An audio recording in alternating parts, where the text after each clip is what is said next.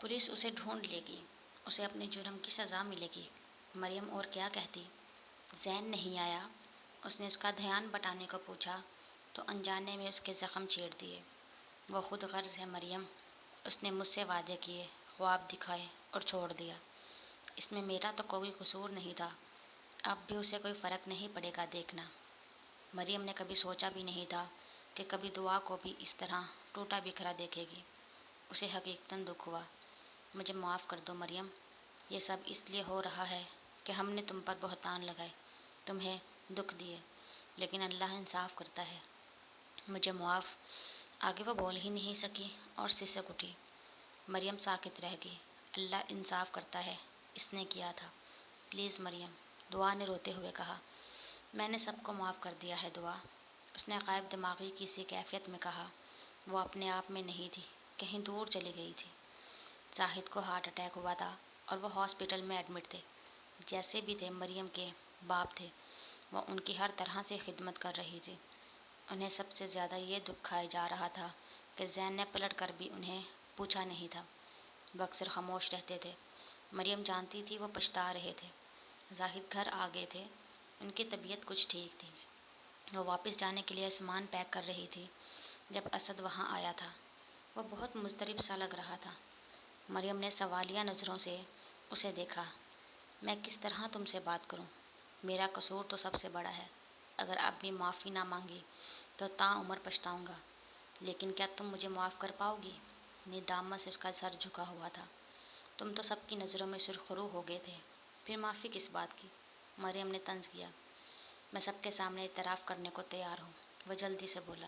اس کا فائدہ نہیں، پرانے کھرنڈ اکھاڑنے سے زخم ہی بگڑتا ہے، مریم نے جواب دیا۔ میں جانتا ہوں تمہارے لیے یہ بہت مشکل ہے، لیکن کیا تم بھول نہیں سکتی، معاف نہیں کر سکتی؟ آپ جائیے یہاں سے پلیز، وہ جھنجھلا گئی۔ پلیز، وہ چلا گیا تھا۔ وہ بے طرح پریشان ہو گئی تھی، یہ سب اسے بالکل بھی اچھا نہیں لگ رہا تھا۔ اس کی نظر ڈریسنگ ٹیبل کے آئینے پر پڑی، آنکھ سے لے کر ٹھوڑی تک جاتا نشان جو ابھی تک باقی تھا۔ اسے ایک دم ہی 3 سال بعد زخم دینے والا یاد آیا تھا۔ وہ واپس آ گئی تھی۔ ڈاکٹر زوار کی آنکھوں میں اس کے لیے جھلکتی پسندیدگی اسے چھپی نہیں تھی۔ وہ بہت پریشان ہوئی۔ اب تو ہاسپٹل میں سب ہی اسے مینی خیز نگاہوں سے دیکھتے تھے، یہ اس کے لیے بہت بڑی پریشانی تھی۔ اسے ان دنوں رہ رہ کر اس کی یاد آتی تھی، اس فریب کرنے والے کی جس سے وہ اب تک منسلک تھی۔ ایک رات وہ سونے کے لیے لیٹنے والی تھی جب الشبا کی کال آئی۔ اس کا موڈ تو نہیں ہو رہا تھا اس کی ڈپریشن بھری باتیں سننے کا، لیکن اس نے کال پک کر لی۔ الشبا بھی اور کس کا دل کا حال بتاتی، حسب توقع وہ رو رہی تھی۔ کیا ہوا ہے الشبا، رو کیوں رہی ہو؟ مریم، میں تمہیں اپنی ڈائری بھیج رہی ہوں، پلیز اسے پڑھ لینا۔ حقیقت جان لینے کے بعد تم کبھی مجھے معاف نہیں کرنا، میں اس لائق نہیں ہوں، شاید یہ ہماری آخری بات ہے، اس کے بعد تمہیں میری آواز سنائی نہ دے۔ الشبا، کیا بکواس کر رہی ہو؟ اس نے اسے ڈپٹا۔ وہ اندر ہی اندر بہت ڈر گئی تھی۔ خدا حافظ۔ الشبا نے کال کاٹ دی تھی۔ وہ فون ہاتھوں میں لیے بیٹھی رہی تھی۔ اس رات اسے نیند نہیں آئی تھی۔ اگلے دن یہ روح فرسا خبر اسے دہلا گئی تھی۔ الشبا نے خود کشی کر لی تھی۔ یہ اطلاع اسے فائزہ کے ذریعے صبح سویرے ملی تھی۔ الشبا اپنے ماں باپ کی اکلوتی اولاد تھی۔ ان لوگوں کا صدمے سے برا حال تھا۔ ایک طرف جوان موت پر ہر آنکھ اشک بار تھی تو دوسری طرف کئی سوال کہ اس نے اپنی زندگی اپنے ہاتھوں سے کیوں ختم کی۔ وہ جب وہاں پہنچی تو اسے دفنایا جا چکا تھا۔ یہ ایک مڈل کلاس محلہ تھا۔ الشبا کے ماں باپ نے اپنی حیثیت سے بڑھ کر اس کو میڈیکل کی مہنگی تعلیم دلوائی تھی، اسے ڈاکٹر بنایا تھا۔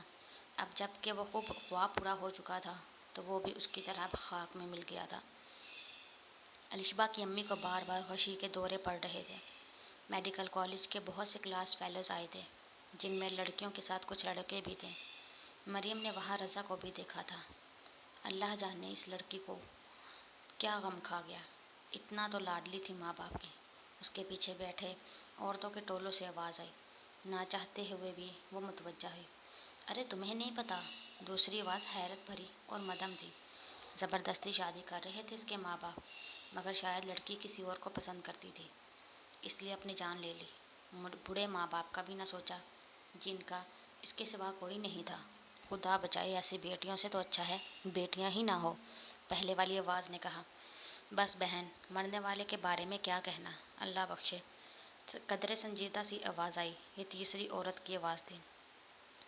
مریم کو آج سمجھ آیا تھا کہ جتنے منہ اتنی باتیں، کیا ہوتا ہے؟ کیا کر دیا تم نے الشبا؟ اس نے دکھتے دل کے ساتھ سوچا۔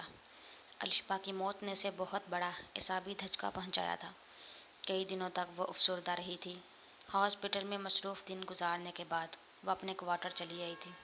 اس کی کل وقتی ملازمہ شبانہ کھانا بنا چکی تھی، لیکن اس نے کھانے سے منع کر دیا اور گاڑی لے کر باہر چلی آئی۔ یہ ایک چھوٹا سا خوبصورت شہر تھا۔